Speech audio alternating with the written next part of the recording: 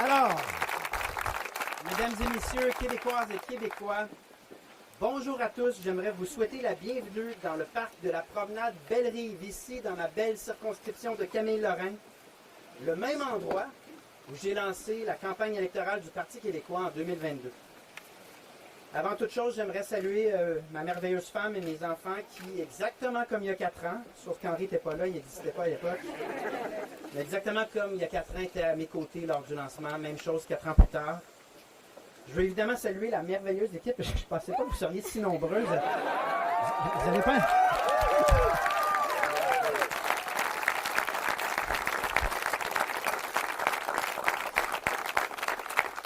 C'est des gens flexibles, ils retournent après dans leur campagne localement, il n'y a pas de problème. Des femmes et des hommes qui sont venus de partout au Québec, avec chacun leur bagage différent, mais très substantiel, mais avec en commun la même volonté, vraiment sincère, de servir le Québec, et seulement le Québec en tout temps.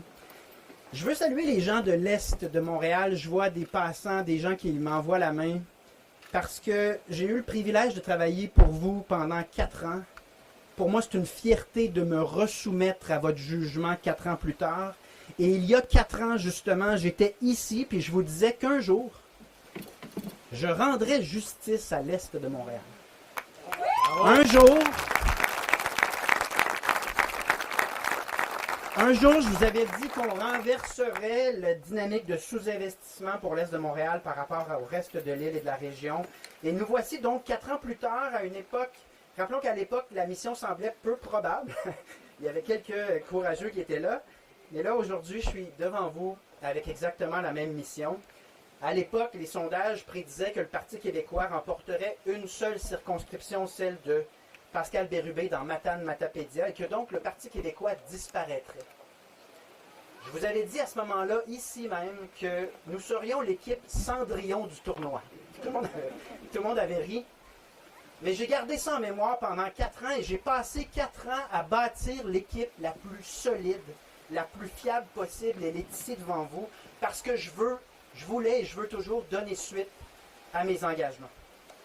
On a réussi à assembler ces derniers mois l'une des équipes les plus fortes et les plus compétentes de l'histoire récente du Québec.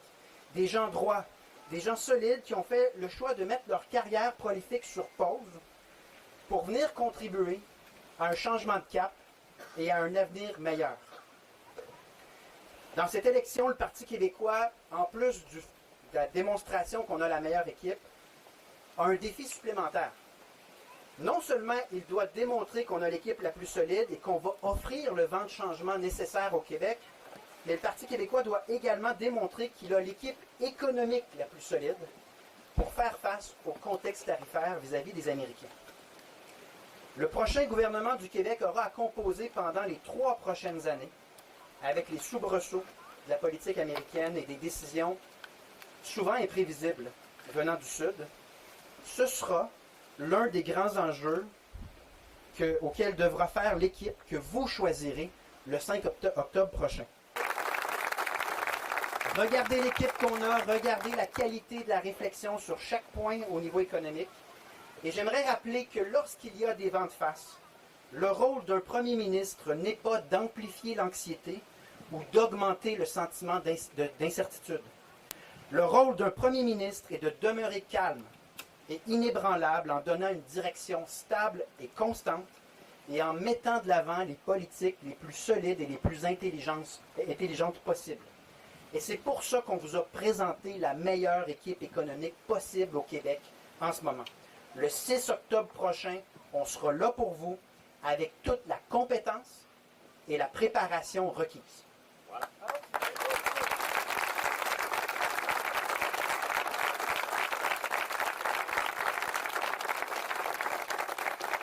Alors, dans les prochains jours, il y a 5 partis politiques qui tenteront de vous persuader que leurs solutions sont les meilleures pour le Québec, et c'est tant mieux. Vous allez nous écouter et vous allez vous poser une question fondamentale, ça va de soi. Envers lequel de ces partis pouvons-nous avoir confiance? Parce que ça sert à quoi de présenter le meilleur plan en logement, en économie, en santé, pour le coût de la vie, ou pour n'importe quel sujet important, si par la suite on se retrouve avec un gouvernement qui fait exactement le contraire de ce qu'il a dit durant la campagne. C'est malheureusement exactement ce qu'on a vécu avec la CAQ déjà à 2 reprises. On se souvient de toutes les belles promesses de François Legault et Christine Fréchette au cours des dernières années. En fait, on est ici dans l'Est de Montréal. Combien de fois ont-ils annoncé le REM de l'Est, leur projet signature, sans passer même pas proche de livrer quoi que ce soit? Rappelez-vous, 90 minutes d'attente maximum à l'urgence, un médecin de famille par patient, une place en CPE pour chaque enfant, couper dans le gaspillage et la bureaucratie, renverser le déclin du français, en immigration, en prendre moins pour en prendre soin. Rappelez-vous de Saclic, Nordvolt, Flying Whales, Lyon Électrique, Taïga, le Panier Bleu, les Maisons des Aînés, les Kings de Los Angeles, il y en a trop, je vais passer. Mais rappelez-vous également que lors de la dernière élection en 2022, la CAQ a voulu faire oublier cette longue liste d'engagements non tenus en donnant de généreux chèques avec de l'argent qu'elle n'avait pas. Le Québec ne peut pas se permettre 12 ans avec la CAQ, c'est une évidence. Au terme de 2 mandats majoritaires, le tandem Legault-Fréchette nous aura malheureusement conduits au bord du précipice. Un précipice en itinérance, un précipice en logement, un précipice en santé, en coût de la vie, en immigration, un précipice de gaspillage des fonds publics, un précipice sur l'état du français et de notre culture. Et aujourd'hui, Christine Fréchette nous dit « avançons ». Le Parti québécois, lui, vous dit « changeons de direction, changeons d'avenir ».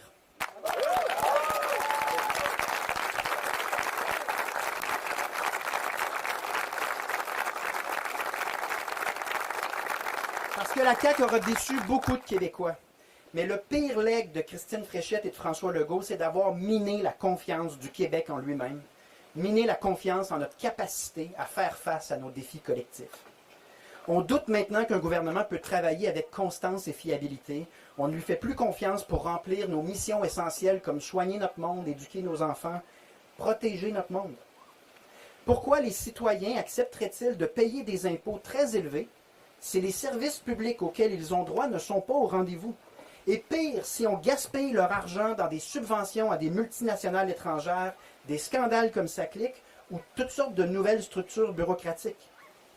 C'est pourquoi la mission d'un gouvernement du Parti québécois sera de redonner confiance en notre capacité collective à identifier un problème et à le régler.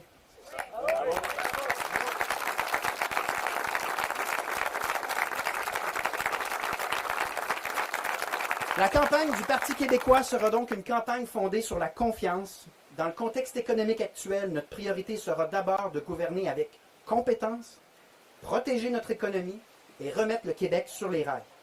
Et dans une deuxième partie d'un premier mandat, après avoir démontré notre capacité à bien gérer, à bien gouverner le Québec, nous poserons aux Québécois une question toute simple. Est-ce que nous voulons collectivement qu'enfin le Québec décide par lui-même? Le choix de la confiance, c'est donc d'abord la confiance envers une équipe, une capacité de gouverner dans une période d'incertitude économique, et la confiance envers la fiabilité de la parole. Mais ensuite, c'est une question de confiance envers quelque chose de plus grand. La confiance que nous avons en nous-mêmes, comme Québécoises et Québécois. La confiance que nous avons tout ce qu'il faut pour réussir, pour rayonner dans le monde, pour prendre les bonnes décisions comme peuple. En terminant, je sais que pour les gens à la maison, les campagnes électorales peuvent être parfois épuisantes. Pas juste vous à la maison. Hein? Nos pancartes qui envahissent les rues, qui sont partout dans vos quartiers. Vous allez nous entendre nous contredire, parfois nous attaquer. Et c'est certain que vous allez nous entendre parler tous en même temps dans une joyeuse cacophonie lors du débat des chefs. En fait, une campagne, c'est un peu comme les chansons de Noël. Au début, on est tous fébriles, puis à la fin, on n'est plus capable. Mais je veux quand même vous dire quelque chose d'important pour les prochains jours. Je tiens à vous rappeler qu'une campagne électorale, ça peut être aussi très beau.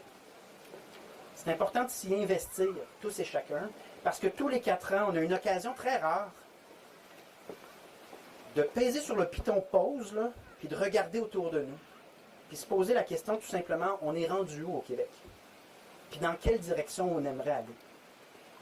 Une campagne électorale, c'est fait pour mettre de l'avant des idées, des solutions, puis des projets.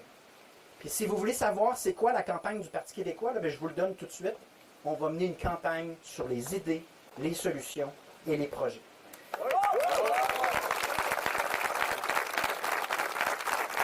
Profitons donc d'un moment collectif de démocratie qu'il y a d'autres peuples dans le monde qui n'ont pas la chance, qui n'ont pas cette chance-là. Et malgré les différences profondes dans les visions que nous présenterons aux Québécoises et aux Québécois, je sais que tous les chefs de parti et tous les candidats brigueront les suffrages en ayant le Québec à cœur, en étant sincères quant à l'avenir du Québec. Donc, c'est bien dans une démocratie qui génère des débats vigoureux, des fois de la polarisation, qu'on n'oublie pas que l'engagement civique et la sincérité de chacun de nos adversaires, elle est là, malgré les différences d'opinion. Laissons chaque parti donc mener sa campagne d'idées et comparons les solutions de chacun, la crédibilité, plutôt que de multiplier les insultes partisanes et les attaques inutiles. Je sais que les Québécoises et les Québécois ont de véritables défis en ce moment, dont celui de rejoindre les deux bouts à la fin du mois. Donc justement, ayons une vraie discussion de fond sur ce qui se passe au Québec en ce moment. Écoutons, débattons entre nous de manière respectueuse. Et surtout, ne laissons pas les tarifs de l'administration Trump nous confisquer cet important débat. Ne le laissons pas confisquer notre élection. Parce qu'au bout du compte, c'est à nous, Québécois, de décider. C'est à nous, Québécoises et Québécois, de décider de notre avenir et de notre destin. Merci beaucoup tout le monde.